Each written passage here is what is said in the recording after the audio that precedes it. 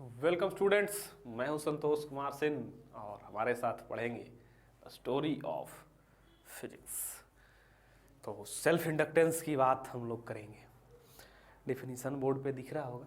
तो self inductance की बात करने से पहले हम एक इंडक्टर की प्रॉपर्टी होती है, इंडक्टर नहीं कंडक्टर की प्रॉपर्टी होती है इंडक्टेंस, उस पर चर्चा करेंगे। क्योंकि सेल्फ इंडक्टेंस की जब बात करनी है तो पहले इंडक्टेंस को जानना हो, है ना। इंडक्टर आप टर्म सुनते आ रहे हो बहुत दिनों से। तो हम इंडक्टर के बारे में सबसे पहले चर्चा करेंगे। इंडक्टर होता क्या है, क्या बिहेवियर है, वो इंडक्टर्स का क्या इफेक्ट होता है।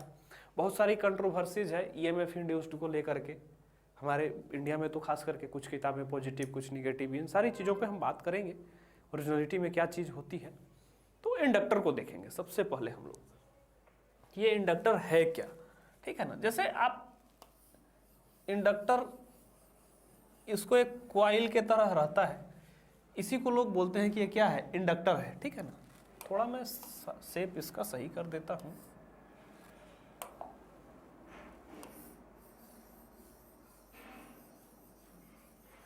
ठीक है, इसको बोलते हैं इंडक्टर। अब इसकी जरूरत क्यों पड़ी, सर ये कॉइल क्यों बना रहे हो।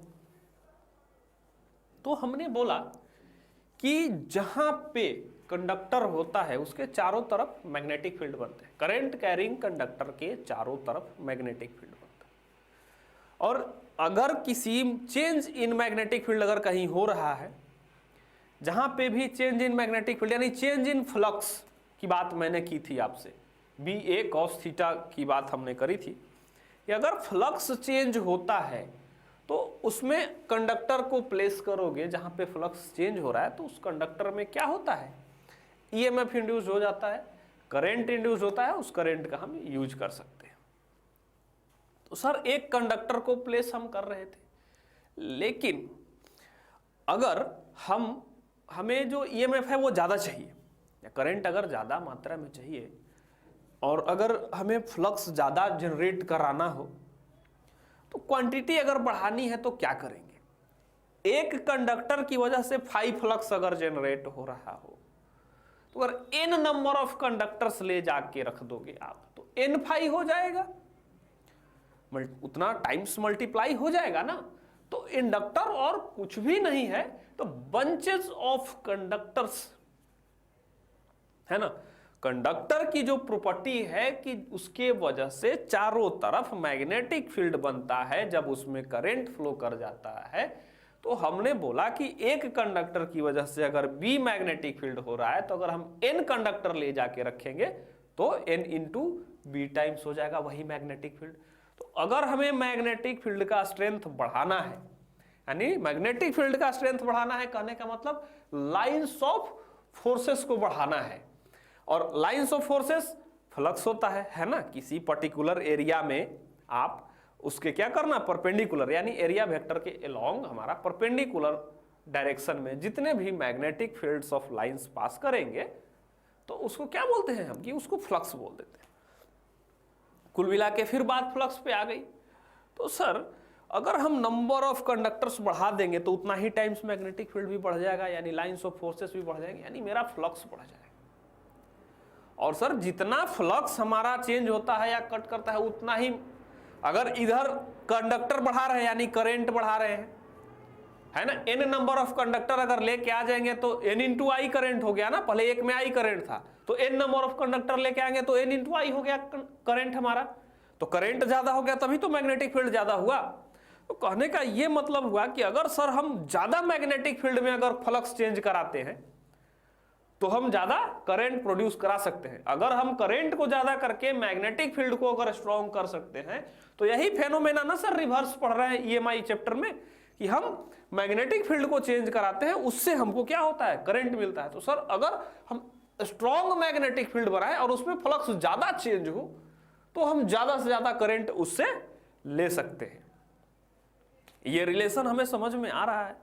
तो कंडक्टर की इसी प्रॉपर्टी को हम लोग यूज करने के लिए बंचेज ऑफ कंडक्टर्स का यूज करते हैं, यानी नंबर ऑफ टर्न्स बना देते हैं, गोल गोल गोल गोल बना देते हैं। यानी एक टर्न में अगर एन हो, फाई अगर फ्लक्स हो रहा है, तो एन नंबर ऑफ टर्न्स डाल देंगे तो एन टाइम्स बढ़ जाएगा। तो और हमारा इंडक्टर कुछ नहीं होता है, कंडक्टर का सिर्फ कॉइल होता है, ठीक है ना। सिर्फ कंडक्टर की उस प्रॉपर्टी को यूज करने के लिए, कौन सी प्रॉपर्टी, मैग्नेटिक फील्ड प्रोड्यूस करने वाली प्रॉपर्टी, है ना। जब तक उसमें करंट नहीं आएगा तब तक ऐसा कुछ नहीं होने वाला।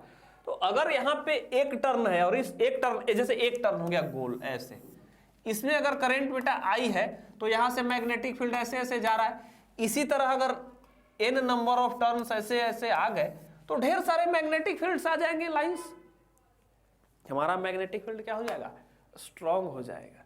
बस यही प्रॉपर्टी यूज करनी है हम, इसी को बोलते हैं इंडक्टर, ठीक है ना। तो जब आप नंबर ऑफ टर्न्स इसमें बढ़ा रहे हो तो मैग्नेटिक फील्ड क्या हो रहा है, स्ट्रांग बन रहा है। अब कंडक्टर को आप राउंड एंड राउंड लपेट के अगर कॉइल के फॉर्म में बना रहे हो तो अगर आप कोई एक चीज इंप्रूव करते हो, साइंस बोलता है कि अगर आप किसी एक फायदे के लिए कोई काम कर रहे हो तो हो सकता है कि उससे और भी ज्यादा कुछ फायदा हो, कुछ नुकसान भी हो। अगर आप कोई मेडिसिन लेते हो तो उसके साइड इफेक्ट्स भी होते हैं, है ना। अगर बुखार तो ठीक हो जाएगा सर, लेकिन हो सकता है कि आपको घबराहट हो सकता है कि वोमिटिंग हो, तो बहुत सारे साइड इफेक्ट्स भी होते हैं। तो if you want to improve something you also disturb something in nature। अगर किसी एक को, आप किसी को खुश करना है तो दूसरे को डिस्टर्बेंस हो ही जाएगी, है ना। अगर आपको मन है गाना सुनने का, अपने आप को खुश करने का, तो आप होम थिएटर बजा दिए, हो सकता है बगल वाले को परेशानी है ना, बगल वाले को हो ना हो, इन्वायरमेंट को तो डिस्टर्ब आप कर ही रहे हो नॉइज पोल्यूशन से, तो कुछ ना कुछ तो डिस्टर्बेंस होगा ही सर। तो जैसे ही आप बंचेज के फॉर्म में इसको बना देते हो राउंड एंड राउंड, तो फिर इसके अंदर अलग प्रॉपर्टी डेवलप हो जाती है। फिर ये करता है कि इसमें हो गया, अब ये मैग्नेटिक फील्ड को स्टोर करने लायक हो गया। अभी तो एक कंडक्टर है ऐसे, यहां पे इसके चारों तरफ ऐसे ऐसे मैग्नेटिक फील्ड है, कुछ खास फर्क नहीं पड़ रहा है। लेकिन जैसे ही ये राउंड हो गया, ऐसे सोलेनॉइड जो पढ़ाए थे आप देखना, तो उसके अंदर में देखो, इसके अंदर में मैग्नेटिक फील्ड लाइंस काफी मात्रा में, जितना ही ये स्ट्रांग होगा, कॉइलिंग जितना स्ट्रांग होगी उतना ही अच्छा क्या होगा, उतना ही ज्यादा मैग्नेटिक फील्ड लाइंस उसके अंदर आ जाएंगे। और मैंने क्या बोला था कि इंडक्टर क्या करता है, इंडक्टर भी एक तरह से चार्ज स्टोरिंग डिवाइस है। तो चार्ज को स्टोर नहीं करता कैपेसिटर की तरह, वो इलेक्ट्रॉन जो उसके अंदर से मोशन कर रहा है, उस इलेक्ट्रॉन की काइनेटिक एनर्जी को मैग्नेटिक फील्ड के रूप में स्टोर करता है। इलेक्ट्रॉन की काइनेटिक एनर्जी को मैग्नेटिक फील्ड के रूप में स्टोर कर लेता है। तो इसकी भी कुछ ना कुछ कैपेसिटी रही होगी, है ना, इसमें भी कैपेसिटी रहती है। अगर ये अपने फुल कैपेसिटी पे स्टोर कर लेगा, उसके बाद फिर इलेक्ट्रॉन को नहीं छेड़ेगा ये, ठीक है ना। जब तक इसके पैकेट में अगर जगह खाली है, इसके बैग में जगह बचा हुआ है, तभी तक तो ये सामान रख सकता है ना। और जब बैग में सामान रहेगा तभी ये दे सकता है, अदरवाइज तो ये ऐसा कर नहीं सकता। तो इसकी भी कैपेसिटी होती है। जैसा इंडक्टर आप बनाए हो उसकी अपनी कैपेसिटी है। तो उससे होके जितने भी इलेक्ट्रॉन्स गुजरेंगे उनकी काइनेटिक एनर्जी को मैग्नेटिक फील्ड के रूप में स्टोर करेगा, ठीक है ना। फिर उस एनर्जी को क्या करेगा, या तो आप ही के सर्किट में यूज करेगा, आप जैसा यूज चाहोगे। अब इसका एक नेचर होता है। पहले चीज बेटा देखो, या तो रेजिस्टेंस या कैपेसिटेंस और या आपका ये इंडक्टर, ये सब बाई डायरेक्शनल होते हैं। इधर से भी करंट जा सकता है, इधर से भी करंट जा सकता है, इधर से भी करंट जा सकता है, इधर से भी जा सकता है, इधर से भी जा सकता है, इधर से भी जा सकता है। कौन सा टर्मिनल पॉजिटिव है और कौन सा टर्मिनल निगेटिव है, you can't decide without analyse your term. अब एनालाइज कहने का क्या मतलब हो गया, ये है रेजिस्टेंस, इसमें कुछ भी स्टोर नहीं हो रहा है, तो ये इट सेल्फ लोड होता है, ये ऑलवेज लोड होता है, कभी भी सोर्स नहीं बनता, ये लोड होता है, ये कुछ स्टोर कर ही नहीं सकता। आप लोग के जैसा, आप लोगों को घर से पैसा मिलता है, फिर क्या करते हो, सारा खर्च कर दिए। तो आप कभी सोर्स नहीं, फिर आपसे कोई मांगता है ना जरा सा देना का, कुछ है ऐसे पैकेट निकाल के दिखा देते हैं, कुछ नहीं है। रेजिस्टेंस जो भी दोगे खा जाएंगे, खत्म, है ना। कुछ अच्छे बच्चे भी होते हैं, घर से कुछ मिला तो हो सकता है कि उसको पहले कहते हैं कि नहीं यार अपने लिए सेव करके रख लो, और जब तक उनका स्टोरेज भर नहीं जाएगा तब तक वो आगे सप्लाई नहीं करेंगे, उस चार्ज को स्टोर करते जाते हैं, ताकि जब किसी को जरूरत पड़े घर में, घर कहने का मतलब अगर सर्किट में किसी को जरूरत पड़ा, किसी आपके जैसे लोड को, क्योंकि ये क्या है, किसी को अगर मान लिया जाए कि सोर्स से खत्म हो गया, जैसे ये 3 भाई बहन हो गए, ठीक है ना, ये तीनों आपस में भाई बहन है, एक भाई खर्चीला हो गया आपका, अब ये कुछ भी मिलता है खर्च कर देता है, और ये दोनों जमा करके रखते हैं। तो अगर बैटरी है, यहां पे पेरेंट्स हैं आपके,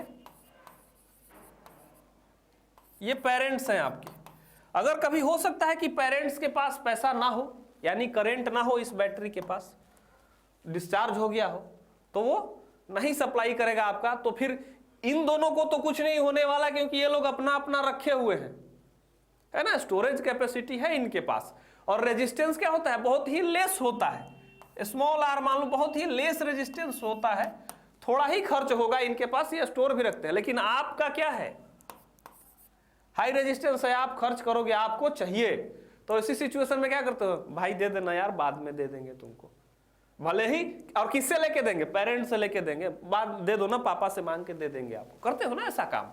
तो फिर ये क्या करेगा सर्किट में, जब यहां से बंद हो जाएगा तो इसको यही लोग सप्लाई देंगे, यही लोग सप्लाई देंगे। इन लोगों के पास भी अपना नहीं है, कहां से लिए हैं, बैटरी से लिए हैं और स्टोर करके रखे हुए, तो जब आपके पास नहीं रहेगा तो ये आपको देंगे, ठीक है ना, उधार। बाद में आप बोलोगे कि जब पापा देंगे ना तो चुका देंगे, भले ही आप चुकाओगे नहीं, ये वाला नहीं, फिर वो अपना बेचारा स्टोर कर लेता है लोग, ठीक है ना। तो बस जस्ट यही होता है प्रॉपर्टी हमारा। तो इंडक्टर के पास जो प्रॉपर्टी होती है, ये क्या करता है, अलग अलग फॉर्म में एनर्जी रोकता है ना, ये क्या करता है, ये अपने प्लेट पे क्या करने लगता है, चार्जेस को स्टोर करने लगता है, और ये क्या करता है, काइनेटिक एनर्जी को पकड़ता है, इलेक्ट्रॉन को मैग्नेटिक फील्ड के रूप में। अब वो काइनेटिक एनर्जी होती है, क्या है, काइनेटिक एनर्जी है।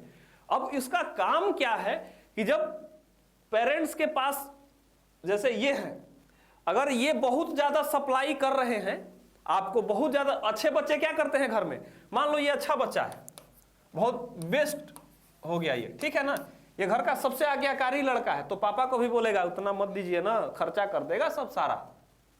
तो इसको बैटरी पे क्या करता है, ये रोक लगा के रखता है कि अचानक से बहुत ज्यादा करंट नहीं देने देगा, अचानक से बहुत ज्यादा करंट सप्लाई नहीं करने देता है। ये अच्छा बच्चा है। इसका काम क्या है, जैसे सर्किट देखो, मैं बताता हूं क्या है, कंफ्यूजन नहीं होगा आज के बाद आप लोगों को, बहुत कंफ्यूज होते हैं लोग निगेटिव पॉजिटिव में क्या होता है, तब हम ऊपर वाले सर्किट में चलेंगे। अब देखो बेटा, ये हो गए आप, ये आप खर्चीला हो गए, और ये अच्छा बच्चा हो गया जो आपका भाई है, और ये आपके पेरेंट्स हैं जो बैटरी हो गई, ठीक है ना, ये पेरेंट्स है, पेरेंट का ईएमएफ ई हो गया, करंट आई, ये एल है, ये आर है। अब यहां से करंट जब सप्लाई होगा तो ये बोलेगा, पिताजी के पास पैसा ज्यादा है, तो अचानक से अगर देंगे सर्किट में अपने फैमिली को, तो ये बोलेगा कि नहीं, ना तो आपको एक ही साथ करंट रिलीज करने देंगे, यानी सारा पैसा एक ही साथ खर्च नहीं करने देंगे, आप धीरे धीरे बढ़ो, धीरे धीरे बढ़ो, यानी इस करंट को बढ़ने नहीं देता है, ये रेट को कहता है कि ना तो तेजी से बढ़ने देंगे और ना तेजी से घटने देंगे, है ना, ये दोनों काम में आपकी मदद करता है। तो जब पिताजी के पास पैसा होता है तो ये भी लेता है, कहता है ठीक है आप दे दीजिए, और लोड का काम क्या है, पॉजिटिव टर्मिनल से इन करवाता है, लोड का काम यही है ना, पॉजिटिव टर्मिनल से इन करवाता है। तो अब आ रहा है पैसा दोनों के पास से, तो ये स्टोर करते जा रहा है, लेकिन टोटल आई नहीं सप्लाई होने दे रहा है, ठीक है ना। यहां पे क्या होता है, यहां पे रेट ऑफ चेंज देखो, इसका क्या हो जाता है, ईएमएफ इसमें क्या होता है, L D I by D T, बोलता है समय के साथ चलिए, तो धीरे धीरे बढ़ने देता है करंट को, धीरे धीरे करंट को क्या होता है, बढ़ने देता है। और जब इसकी पूरा कैपेसिटी भर जाता है, यानी अगर हद भर कर दिया उसके बाद भी अब ये बेचारा स्टोर करते रहा, पिताजी तो देते रहे और वो धीरे धीरे धीरे धीरे स्टोर करते रहे, आगे जाने ही नहीं दे रहा है उतना, है ना, आपके तक कम पहुंच रहा है, ये बार बार रोक रहा है। लेकिन जब कभी तो इसका लिमिट होगा ना, पिताजी के सामने इसकी लिमिट होगी कि नहीं होगी? ये अपने पास जितना चाहे स्टोर कर लिया, जितना चाहे रोकने की कोशिश कर लिया, एक टाइम आएगा कि लिमिट खत्म, एक टाइम आएगा कि लिमिट खत्म, यानी ये फुल चार्ज हो जाएगा, इसके पास अब रखने के लिए जगह नहीं बचा, और ना तो ये इनको धीरे बढ़ने से रोक पा रहा है। तो फिर क्या होगा, यहां पे ये सर्किट इसको गॉन लगेगा, आपको डायरेक्ट आप ही तक पहुंचेगा सारा चीज, आप फिर खर्चा करना स्टार्ट कर दोगे, क्योंकि आप तक पहुंचने लगा यहां से करंट, ठीक है ना? क्योंकि ये भाई बेचारा अब अपनी लिमिट पे ही है ना, हद है ना, हर किसी का घर में लिमिट होता है, तो वो अपने लिमिट पे रुक गया। लेकिन अभी ये शॉर्ट सर्किट, ये नहीं है कि यहां सर्किट में वो नहीं है, सर्किट में वो है बेटा, सर्किट में है, लेकिन अब उसका कोई इफेक्ट नहीं रह गया है। इफेक्ट अब कब आएगा? पिताजी बोलेंगे कि पैसा हो गया खत्म, पिताजी क्या बोलेंगे? पैसा खत्म हो गया। तो जब पिताजी के पास पैसा खत्म हो जाएगा तो करंट कम होना शुरू हो जाएगा, डिक्रीज, करंट डिक्रीज होना शुरू हो जाता है। तो कभी कभी ऐसी नौबत आती है कि बच्चों से भी मांगना पड़ता है, लाओ यार कोई सदस्य से लाओ, चलाने दे खर्चा घर का, फिर हम दे देंगे। तो वैसी सिचुएशन में ये आज्ञाकारी बच्चा क्या करता है, अपनी पोलैरिटी को बदल, यहां पे फुल चार्ज होकर सिस्टम में बैठा हुआ है, वैसा सिचुएशन में क्या होगा, इस तरह से बोलेगा कि अच्छा आपके पास नहीं है, तो इस समय इधर से वो इन करवा रहा था सारा चार्ज और स्टोर करके रखे हुए था एनर्जी को, फिर अपनी पोलैरिटी को बदल देगा। अभी लोड था वो ले रहा था, बाद में सोर्स बन जाएगा, इधर निगेटिव इधर पॉजिटिव, अब पॉजिटिव टर्मिनल से करंट लीव करता है तो ये सोर्स हो जाता है, ठीक है ना? फिर ये धीरे धीरे, लेकिन क्या होगा, ये भी अचानक से नहीं देगा, इसकी प्रॉपर्टी है, ये धीरे धीरे सप्लाई, जैसे जैसे इनका पैसा कम होते जाएगा वैसे वैसे इनको ये सप्लाई देते जाएगा। तो ये कहता है कि ना तो आपको एक बार अचानक से बढ़ने देंगे और ना ही अचानक से घटने देंगे। जब तक मेरे हो ना फिल्मों में डायलॉग कि खून का एक भी कतरा बाकी है तब तक हम ऐसा नहीं होने देंगे, तो ये भी बोलता है कि जब तक चार्ज का एक भी कतरा मेरे पास बाकी रहेगा, हम ना तो करंट को अचानक से सर्किट में बढ़ने देंगे और ना ही अचानक से घटने देंगे। अगर वो बढ़ने लगेगा तो स्टोर करेंगे अपने हद तक, अपनी कैपेसिटी तक रोकेंगे उसको, उसके बाद चाहे जो हो जाए। लेकिन अगर घटने भी लगोगे तो हमारे पास जो रहेगा हम उससे सप्लाई करेंगे, अचानक से घटने भी नहीं देंगे। कहां तक सप्लाई करेंगे? अपने हद तक, जब तक मेरे पास पूरा खाली ना हो जाए, है ना? तो ये दोनों तरह का बिहेवियर रखता है, लोड का भी और सोर्स का भी। आज्ञाकारी हुआ कि नहीं हुआ? समय के साथ बदल रहा है। अब बेटा पोलैरिटी एक ही सर्किट है, ये सर्किट सेम है, एक बार ये टर्मिनल पॉजिटिव ये निगेटिव, दूसरी बार यही टर्मिनल निगेटिव और ये टर्मिनल पॉजिटिव। अब पोलैरिटी गई बदल, लेकिन ईएमएफ क्या होगा? LdI/dt ही होगा, इसी रेट से बढ़ेगा और इसी रेट से घटेगा, क्योंकि उसके पास जितनी कैपेसिटी है उसी रेट से चलेगा। तो you can't decide without analysis of this circuit the polarity of this EMF, है ना? ये सप्लाई कर रहा है या गेन कर रहा है। तो हमारा जो कैपेसिटी जो मेजर होता है, ऑलवेज जो मेजर होता है, उसको हम पॉजिटिव मानते हैं, है ना? इसका ईएमएफ तो आपके पास जो बचा हुआ है वो है ना, हम कितना स्टोर करके रखे हैं, तो उसको ऑलवेज हम लोग पॉजिटिव मानते हैं बेटा। अब उसके पास पैसा जितना बचा हुआ है तो वो अपने आप को पॉजिटिव ही मानेगा ना। तो ये जो निगेटिव और पॉजिटिव की जो इंडिया में कंट्रोवर्सी चलती है, ये आप उसमें मत पढ़ना, ये निगेटिव पॉजिटिव कुछ नहीं होता, होता ऑलवेज पॉजिटिव है, क्योंकि हमारे पास जो है जितना इसके अंदर में एनर्जी स्टोर होगी वो ऑलवेज पॉजिटिव होगी। लेकिन निगेटिव और पॉजिटिव साइन क्या शो करता है? द डायरेक्शन ऑफ दिस, कि ये इस पोलैरिटी में है या इस पोलैरिटी में है। अब सर्किट टू सर्किट वेरी करेगा, है ना? अब यहां पे बेटा, यहां पे क्या हो रहा है? यहां से ईएमएफ ले रहा है, ये बढ़ाना चाह रहा है, ये रोकना चाह रहा है, ये बढ़ने नहीं देगा, तो अपोज कर रहा है ना। ये बढ़ना चाह रहा है करंट और ये रोकना चाह रहा है। तो जब पोलैरिटी यहां रहेगी, करंट अगर पॉजिटिव टर्मिनल से इन कर रहा है तो पोलैरिटी क्या होगी? इसको क्या कर रहा है? रोकना चाह रहा है ना, अपोज कर रहा है, अपोज कर रहा है। तो ये नहीं कर रहे हैं कि करंट को अपोज कर रहा है, इसके रेट को अपोज करता है। तेजी से ना बढ़ने देंगे ना तेजी से घटने देंगे। यह अलग बात है कि मैंने ये कांस्टेंट सोर्स अभी लगा रखा है, लेकिन बैटरी में होता है चार्जिंग एंड डिस्चार्जिंग, ठीक है ना? मैं सिर्फ समझने के लिए लगाया हूं, ये होता है क्योंकि बैटरी एक्चुअली में कैपेसिटर ही होता है ना, कैपेसिटर के ही फेनोमेना को ये प्लेट हम लोग, और इसमें होता है प्लेट पे चार्जिंग डिस्चार्जिंग, ठीक है ना। तो ना तो बढ़ने देगा ना घटने देगा। तो जब इसको बढ़ने से रोक रहा है अचानक, तो इसके निगेटिव में चल रहा है। ये वाला ई जब बढ़ने से रोक रहा है, बढ़ने से रोक रहा है, तो इसके विपरीत है ना इसका बिहेवियर। इस वाले पोलैरिटी के अनुसार इसका क्या बिहेवियर है, इसी टर्म पे इसका पॉजिटिव और निगेटिव डिसाइड होता है।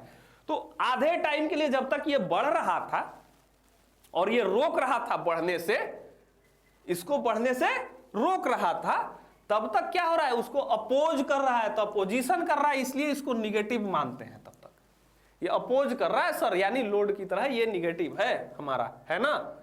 लेकिन आधे टर्म के बाद अगर जब ऐसे ही चेंज हो गया और इसको सपोर्ट करने लगा, बोला अच्छा पापा आपके पास पैसा नहीं, अब सपोर्ट करने लगा, है ना, सपोर्टिव नेचर का हो गया, अब उनको पैसा दे रहा है और आपका भी खर्च किससे चल रहा है, इसी वाले से चल रहा है, अब सपोर्ट करने लगा है।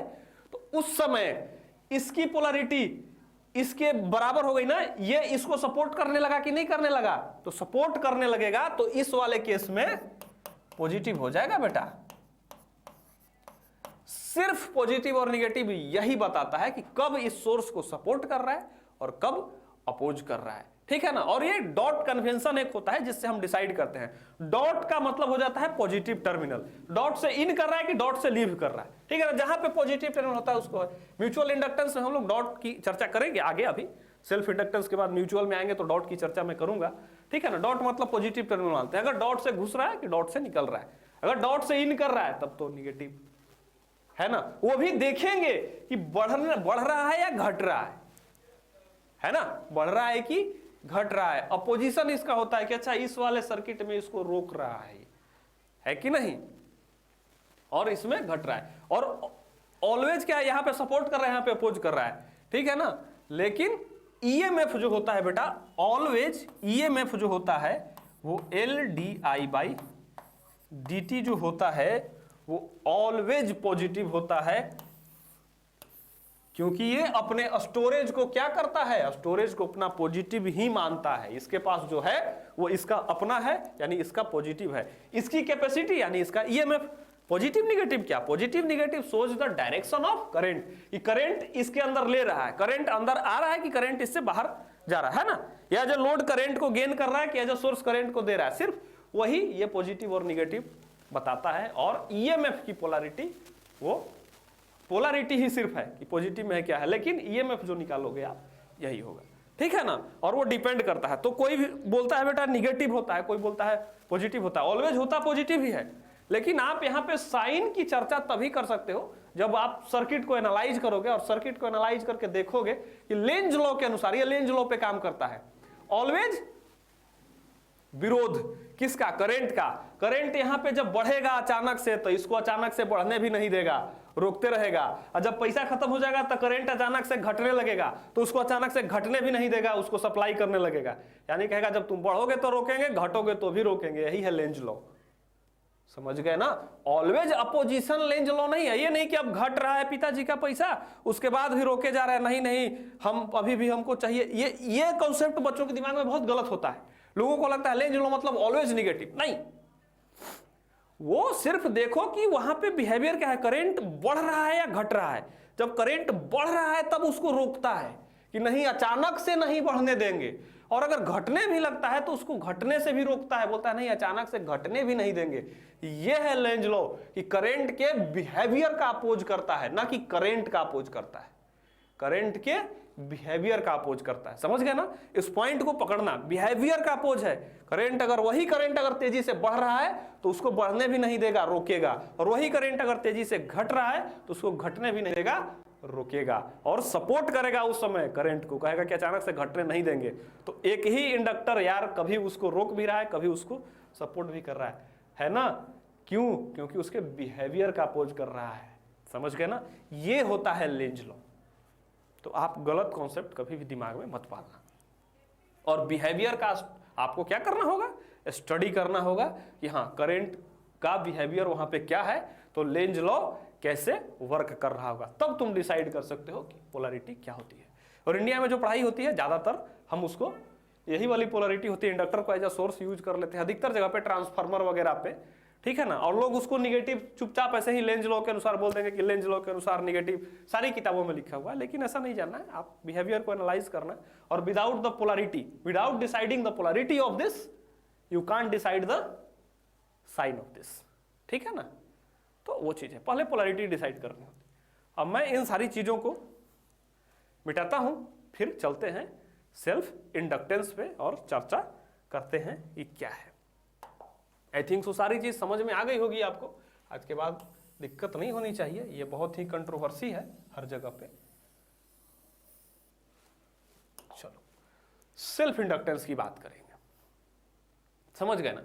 सेल्फ, देखो डिफिनेशन क्या है इसका, आइडियल डिफिनेशन होता है self inductance is defined as the phenomenon in which a change in electric current in a circuit produces an induced electromotive force in the same circuit, ठीक है ना। अगर चेंज इन करेंट होगा तब induced EMF क्या होगा, electromotive force क्या होगा उस सर्किट में प्रोड्यूस होगा, चेंज इन करेंट। अब ये करेंट की चर्चा क्यों की है बेटा, अब हमने बोला था कि करेंट कैरिंग कंडक्टर के चारों तरफ मैग्नेटिक फील्ड बनता है, ठीक है ना, चारों तरफ मैग्नेटिक फील्ड बनता है। ले लेते हैं करंट कैरिंग कंडक्टर, और इसके चारों तरफ बेटा मैग्नेटिक फील्ड बन गया, चारों तरफ मैग्नेटिक फील्ड इसका बन गया गोल गोल गोल गोल। और यहां पे मैग्नेटिक फील्ड जब बन गया, इधर से क्रॉस, इस साइड क्रॉस बना है, इस साइड डॉट बना है।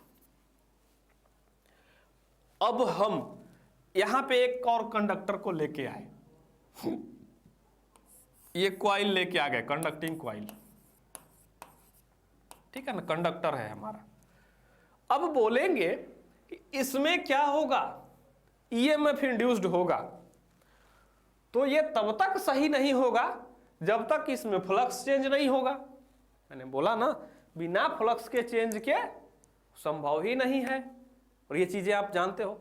अब इसमें फ्लक्स कैसे चेंज होगा बेटा, जब यहां बी चेंज होगा, एरिया तो फिक्स हो गया, इसका बना दिए आप एरिया, थीटा भी मतलब वो हो गया,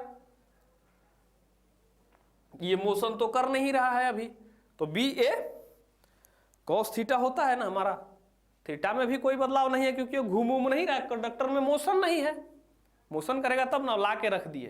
तो अब सर अगर चेंज कराना होगा, सेल्फ इट सेल्फ अगर आए इसमें, बिना आपको कुछ मैकेनिकल वो किए हुए, घुमाए हुए, या इसको वेलोसिटी ऐसे दे हुए, जो भी करना है आपको, या एरिया को चेंज किए हुए, तो कैसे सेल्फ इसमें इंडक्टेंस आएगा, कैसे आएगा, ठीक है ना। तो कैसे आएगा, मैं इंडक्टेंस नहीं सिर्फ करंट का फेनोमेना समझा रहा हूं। तो इस बी को वैरी कराना पड़ेगा बेटा, फ्लक्स को वैरी कराने के लिए।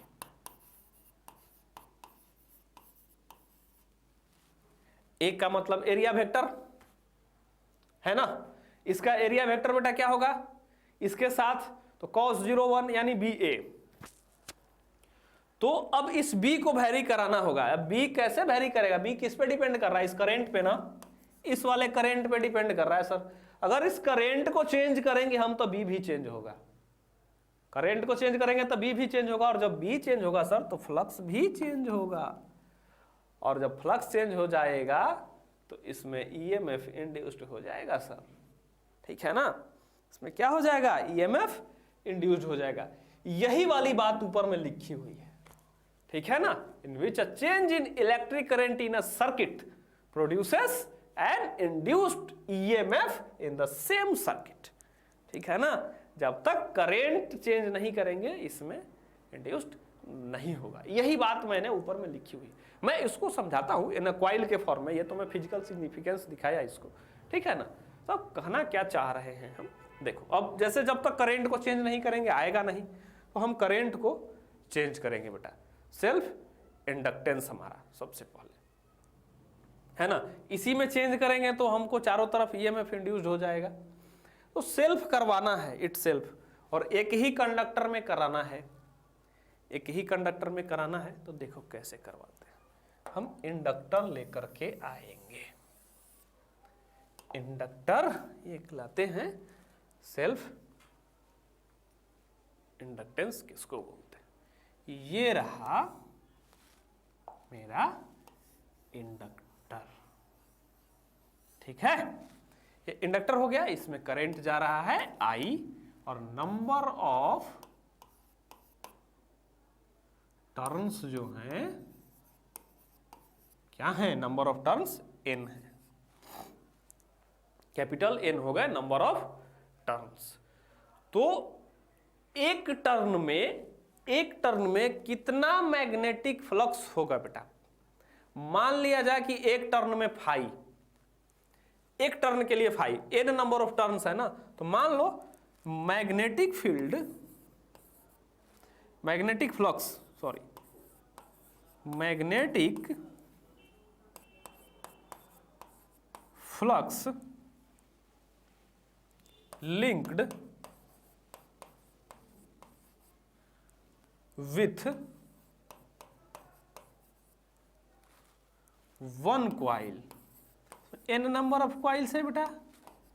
बोले थे ना कि क्यों बनाते हैं, तो हमको ज्यादा चाहिए होता है, तो एक में मान लिया जाए वन कॉइल इज 5, ठीक है ना। एक कॉइल यानी ये वाला एक कॉइल मान लिया एक टर्न में 5, तो यहां पे n नंबर ऑफ टर्न है, तो अगर बेटा फाई टी का मतलब टोटल फ्लक्स, ठीक है ना, टी जहां पे लिख देंगे उसका मतलब है टोटल। तो आप अगर फाई टी लिखोगे बेटा तो एक के लिए फाई है, तो टोटल कितना हो जाएगा एन फाई, टोटल हो जाएगा एन फाई। तो यहां से तो सर ये एन फाई आ गया फ्लक्स हमारा मैग्नेटिक फील्ड से। चलिए एक चीज और है सर कि हमने बोला कि जितना फाई क्या होता है बी ए कॉस थीटा, ठीक है ना। अगर सर करंट की वैल्यू बढ़ाएंगे तो बी की वैल्यू बढ़ेगी, तो फ्लक्स की वैल्यू भी बढ़ेगी, है ना। करंट की वैल्यू बढ़ाएंगे तो बी की वैल्यू बढ़ेगी कंडक्टर में, इसके चारों तरफ बेटा बी बढ़ेगा ना, तो फ्लक्स भी बढ़ेगा। तो सर आप बोल सकते हो कि ये जो फाई टी होगा वो इस कंडक्टर में करंट जो है उसका डायरेक्टली प्रोपोर्शनल, यानी फाई डायरेक्टली प्रोपोर्शनल टू आई, आई बढ़ाएंगे तो फाई भी बढ़ेगा सर। अब जो है प्रोपोर्शनलिटी के साइन को हटाते हैं, और जब हटाते हैं तो क्या आता है, एक कांस्टेंट आता है और एक इक्वल टू आता है ना, उसको हटा के लगाने के लिए। और वो जो कांस्टेंट आता है वो क्या आता है, वहां के सराउंडिंग मीडियम पे, उस सारे सिचुएशंस पे, सिनारियो पे डिपेंड करता है। वो एक कांस्टेंट होता है जो उस सिनारियो पे डिपेंड करता है, ठीक है ना। तो इसको जब हटाओगे प्रोपोर्शनलिटी को, फाई टी करोगे आप, तो L इंटू आई आ जाएगा, L इंटू आई। अब इस L को बोलते हैं, इस L को बोलते हैं बेटा कोफिशिएंट ऑफ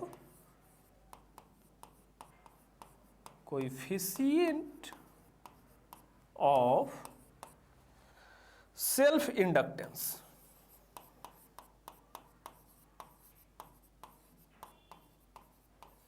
ठीक है ना। सेल्फ इंडक्टेंस का कोफिशिएंट इसको बोलते हैं, ठीक है। और ये डिपेंड करता है, ये जो L है, L डिपेंड करेगा, डिपेंड्स यानी कांस्टेंट टर्म होता है तो किसी न किसी चीज पे डिपेंड करता ही है, जैसे एप्सिलॉन नॉट है, म्यू है, सबके बारे में हमने बताया था। तो ये L है, ये L कोफिशिएंट जो है सेल्फ इंडक्टेंस का, वो किस पे डिपेंड करेगा, है ना। तो वो डिपेंड करता है, depends on shape and size of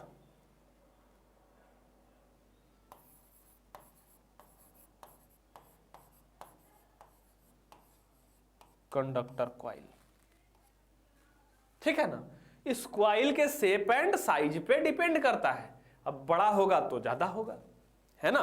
conductor के साइज पे भी तो डिपेंड करेगा ना, तो वो शेप एंड साइज पे डिपेंड करता है L हमारा। वो सेल्फ हमारा कोफिशिएंट ऑफ सेल्फ इंडक्टेंस हो गया, L को बोलते हैं, ठीक है ना। अब ये जो L है बेटा, ये देखो phi T is equal to N phi और phi T is equal to L I. तो हम दोनों को इक्वल करके लिख सकते हैं कि sir L I is equal to N phi, ये दोनों इक्वल होगा सर, ठीक है ना, बिल्कुल होगा, आप सही बोल रहे हो, होगा इक्वल। तो चलो यहां से करेंगे, कोफिशिएंट जब निकालना होगा आपको, एल फाइंड करना होगा, तो क्या लिखोगे, N phi upon I, number of turn एक कॉइल के लिए फ्लक्स और करंट। तो यहां से आपको कोफिशिएंट पता चल जाएगा, ठीक है ना, कोफिशिएंट कितना होता है। अब इसका ऐसा यूनिट जब लिखोगे बेटा, यूनिट लिखोगे तो फ्लक्स का कितना होता है, वेबर, वेबर होता है, और करंट का क्या होता है, एम्पियर।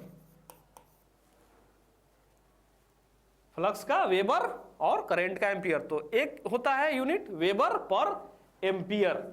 और इस कोफिशिएंट की खोज की थी हेनरी बाबा ने।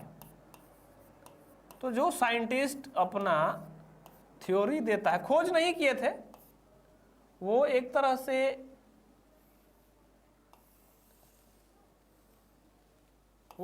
से है बेटा, इसमें काम किए थे, उन्हीं के नाम पे ये रखा हुआ है हेनरी, नोटेशन होता है एच, वेबर पर एम्पियर या हेनरी बोल सकते हो आप इसको, ठीक है ना। तो ये एल हो गया, तो यहां से कोफिशिएंट फाइंड हो गया आपका।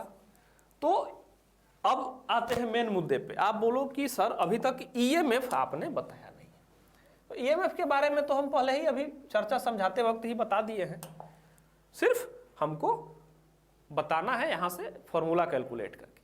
तो ईएमएफ के लिए हम क्या बोले हैं, change in flux per unit time, वही निकालते थे ना, D phi by D T, पिछले लेक्चर्स में बताया हूं क्या है EMF, flux, change in flux per unit time. जितना फ्लक्स समय के साथ हमारा चेंज हो रहा है उसी को हम बोलते हैं कि ये इतना ही ईएमएफ इंड्यूस्ड होगा, वहां से आप लोग पढ़े हो।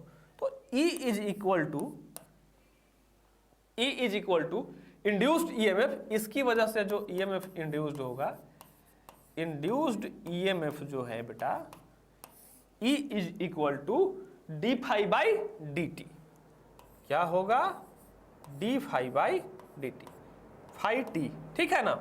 अब ये मैं पॉजिटिव निगेटिव नहीं लिख रहा क्योंकि मैं समझा चुका हूं, पॉजिटिव निगेटिव सिर्फ उसका क्या सब दिखाता है, पोलैरिटी की कौन से एंड से करंट निकल रहा है, और ये बिना आप सर्किट में एनालिसिस के नहीं लिख सकते। तो किसी एक निष्कर्ष पे मत जाना, सारे फैकल्टी जो इंडिया में पढ़ाई होती है टीचर्स, अब बाद में इसका मोड ले लेते हैं लोग कि हम हमेशा मॉडुलस लेते हैं, वो मॉडुलस क्या है, वो पॉजिटिव होता ही है, हमारे पास जो है वो पॉजिटिव ही है, वो मोड में ही है, ठीक है ना। आप मोड लगाओ या ना लगाओ एक ही बात, लगा सकते हो आप, है ना, क्यों इसलिए मोड लगा लेते हैं लोग ना कि बाद में उनके पास जस्टिफिकेशन नहीं होता है, पूछोगे ना कि नेगेटिव, तो इसलिए वो मोड लगा लेते हैं, वो सिर्फ वहां पे करंट का डायरेक्शन शो करता है कि पॉजिटिव से घुस रहा है कि नेगेटिव से घुस रहा है ना, बस, और कुछ नहीं मतलब है उसका, समझ गए ना।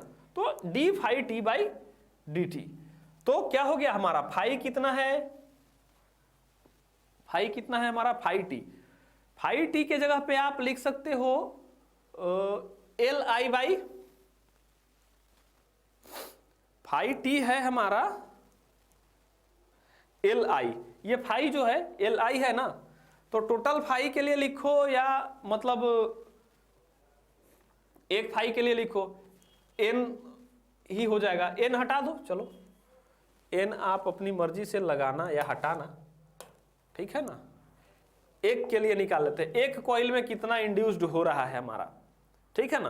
तो एक कॉइल में इंड्यूस्ड अगर निकालोगे तो फाई इज इक्वल टू हो जाएगा डी एल आई, यहां पे एल आई है ना, और ये तो नंबर ऑफ क्या है, टर्न्स है, तो एल आई डिवाइडेड बाई, या फाई टी ही करो, पूरे के लिए लिख दो, है ना, फाई टी बराबर एन फाई है, तो यानी एल आई, टोटल निकाल लो, एक के लिए क्यों निकालोगे, है ना, टोटल निकाल लो, तो क्या हो गया, D I by D T.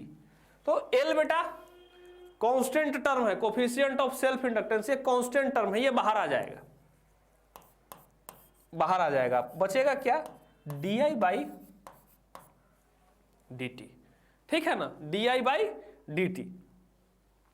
अब ये डिपेंड करता है पोलैरिटी पे, हो सकता है कि ये पॉजिटिव भी हो सकता है कि ये निगेटिव भी हो, ये डिपेंड करेगा आपको सर्किट को एनालिसिस करने के बाद। एलसी ऑसिलेशन आप देखोगे, जब एसी चैप्टर में मैंने एलसी ऑसिलेशन की चर्चा अच्छे से करी है, पूरा एक कंप्लीट लेक्चर है उस पर देखना, उसमें मैंने दिखाया है इंडक्टर पॉजिटिव होता है फिर निगेटिव होता है एक ही सर्किट में, ठीक है ना। एलसी ऑसिलेशन में मैंने उस चीज़ को समझा रखा है, पॉजिटिव होता है कभी निगेटिव होता है, तो वहाँ पे आपको पता चल जाएगा।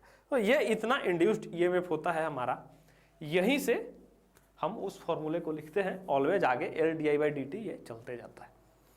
आप इसको नोट कर लो, आई थिंक सो अब इसमें परेशानी नहीं होनी चाहिए, आपको समझ में आ गया होगा कि क्या टर्म होता है। कभी कन्फ्यूजन में मत आना आप लोग, बच्चे कन्फ्यूज होते हैं, ठीक है। तो चलो अब एक छोटा सा इस पर न्यूमेरिकल करते हैं, बहुत ही छोटा सा क्वेश्चन मैं करता हूँ इसको, ठीक है, इसको आप नोट कर लो, एक छोटा सा क्वेश्चन करते हैं, बहुत ही छोटा, फिर हम आगे चर्चा करेंगे। देखो ये स्मॉल क्वेश्चन है हमारे पास, छोटा सा, ये रहा इंडक्टर, है ना।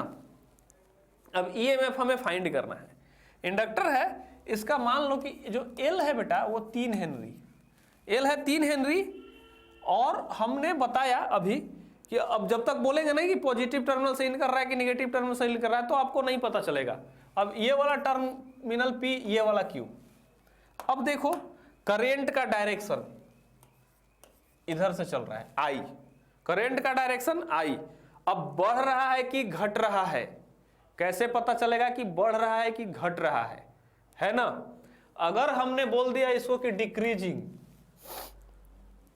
क्या है, करंट क्या कर रहा है, डिक्रीज कर रहा है।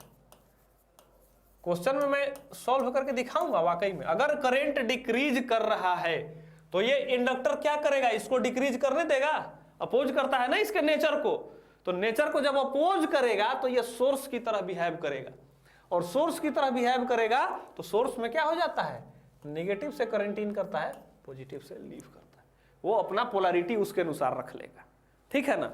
अब आप फाइंड करोगे, इसमें निकालो इंड्यूस्ड ईएमएफ कितना हो गया, ठीक है ना, और इंड्यूस्ड ईएमएफ पॉजिटिव होगा कि निगेटिव होगा, ये आपको फाइंड करना है। यहां पे देखो कब पॉजिटिव निगेटिव आता है, फाइंड द इंड्यूस्ड ईएमएफ, ठीक है ना, induced EMF and Vp minus Vq। Voltage जब आपको फाइंड करना हो जाएगा, Vp और Vq के बीच में वोल्टेज बताने के लिए कहेगा, तब आपको पॉजिटिव निगेटिव टर्म का बात आएगा।